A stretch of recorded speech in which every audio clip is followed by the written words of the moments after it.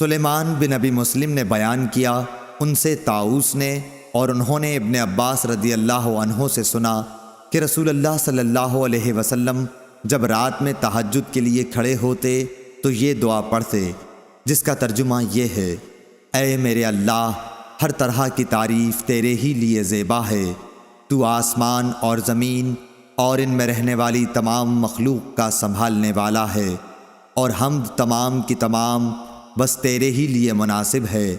آسمان و زمین اور ان کی تمام مخلوقات پر حکومت صرف تیرے ہی لیے ہے، اور تعریف تیرے ہی لیے ہے۔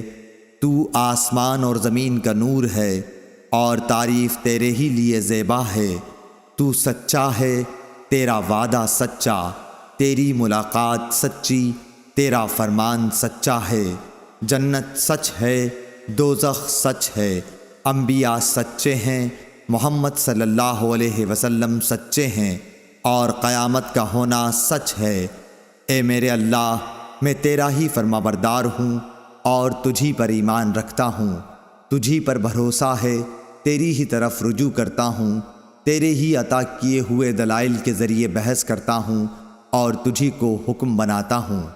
پس جو خطائیں مجھ سے پہلے ہوئیں اور جو بعد میں ہوں گی، ان سب کی مغفرت فرما، خواہ وہ ظاہر ہوئی ہوں یا پوشیدہ۔